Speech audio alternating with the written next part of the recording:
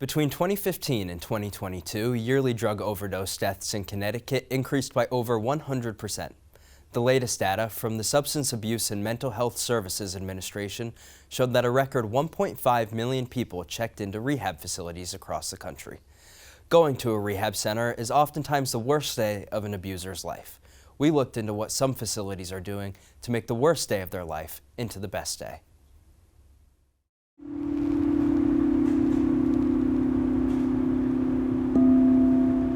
Releasing any stress, any worry, any anxiety, anything that no longer serves us, we ask for it to be released, and it is so. Kelvin Young is a certified sound healer and recovery coach who works with people of all ages to promote self-care.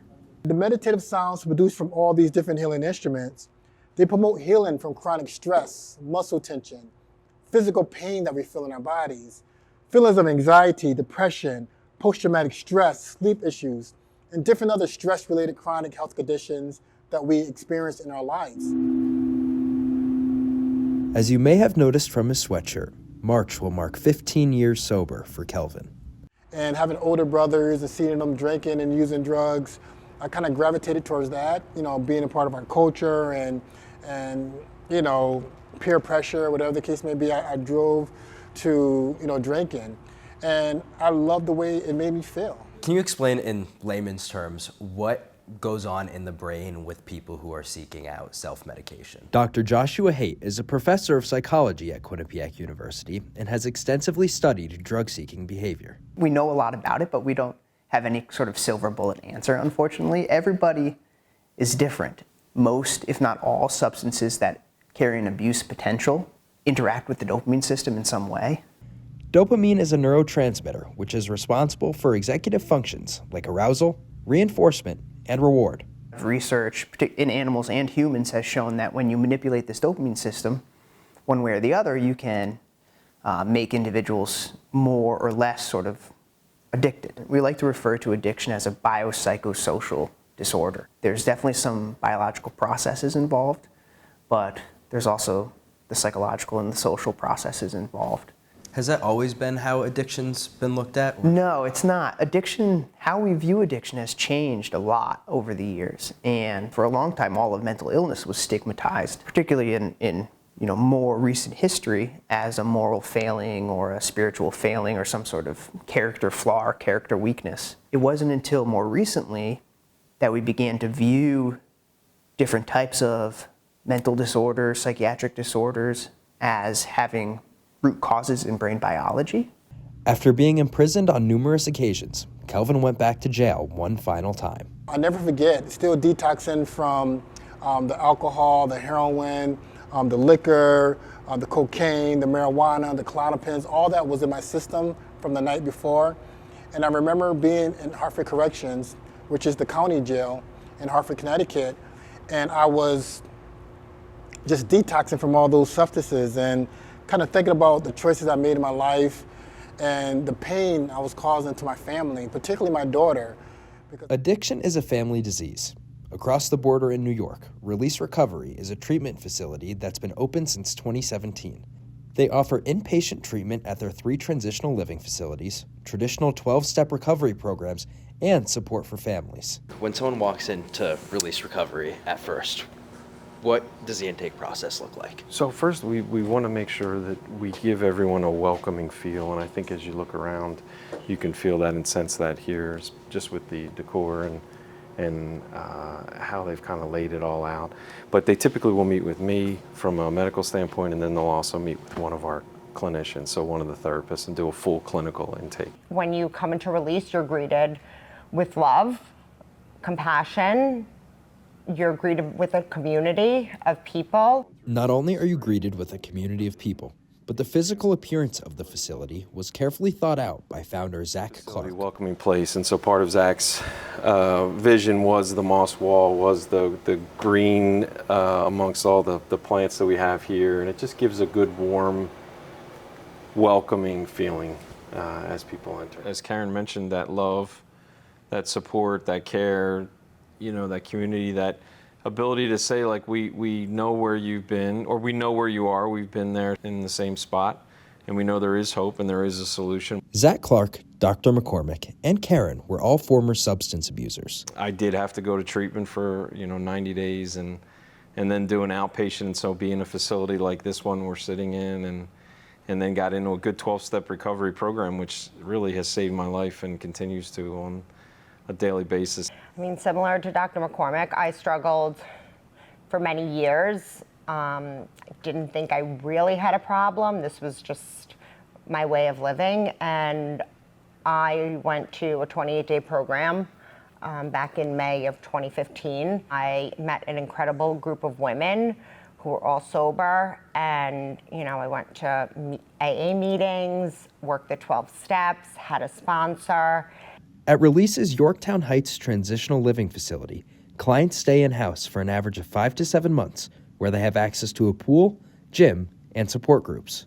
So are there benefits to having the guys live with one another? Yeah, so I mean, one of the things that you'll hear oftentimes, especially if you talk to Zach, is community is like a big thing with what we do. I mean, getting sober is challenging enough. Doing it alone is next to impossible. Having gone through it myself too, there's something really special about the camaraderie that sort of builds and develops going through this with a group of people who are coming in at around the same time in the same spot that you are and sort of growing through this process together.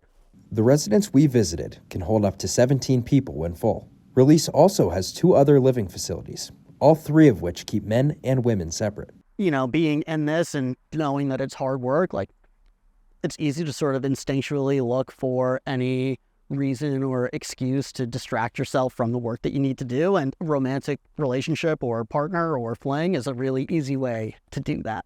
While a client may only spend a few months at Release, recovery doesn't stop when they walk out the door. All of the problems that you had that you were masking with the drugs, with the alcohol, all of it, that's still there.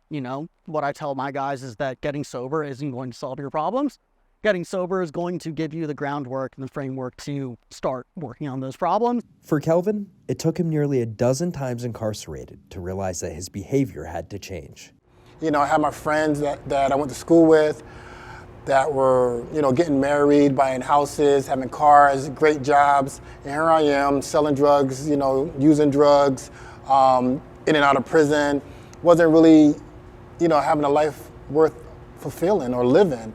The other prison sentences I had, I wasn't even thinking about changing or making any significant, real sustainable changes in my life. I was still in the mindset of, once I get out of prison, I'm going to continue to do the same thing, hanging out with the same friends, doing the same thing. So there wasn't no significant mindset shift until I went, to prison my last time. That window of opportunity opened for me while I was in prison. And my daughter Tatiana, she was my inspiration for me to find that inner motivation to really change my life around for the better. Because I wanted to be the man, the father that my daughter could look up to and be proud of. Because I, through my active addiction, I put her through a lot of pain and trauma. Just seeing her father in and out of prison, making poor choices, being physically abusive, being violent. While participating in a treatment program was mandatory to receive parole, Kelvin partook in it based on his own desire. That really made me the man that I am today. That's why I'm so grateful for my experiences and being in prison. I often call it divine intervention because I was taken out of my element in the streets and in my community, in my neighborhood, and put into a place where I couldn't leave, which was prison. And I had an opportunity, really, to begin doing the inner work I needed to do in order to find freedom from alcohol and other drugs. And even though those drugs, those substances gave me a temporary sense of relief, for me and many people like myself, it caused more negative consequences at the end.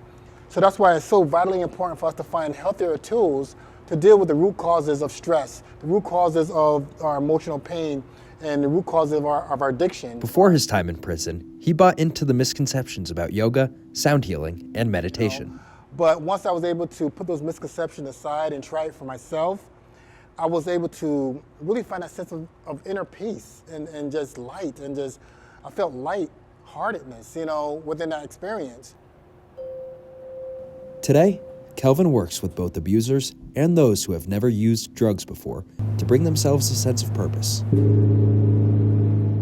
With the holiday season in full gear, it can oftentimes be difficult for those who are currently in recovery and those who are sober. It's a disease of isolation, so we kind of want them to get outside of themselves and to enjoy family. And if they're sober and in their recovery, we always tell them you don't have to be everywhere all the time. So you can go and visit and you can go to a party, but if you feel uncomfortable, you know, it's okay to leave and it's okay to go to a meeting. It's okay to reach out to your sponsor. Working for Release, I've seen a lot of incredible things. I've also seen some tragedy, and knowing, like Dr. McCormick said, there's help, and Reporting in Hamden, people need to be able to ask for it. Jack Spiegel, QNN.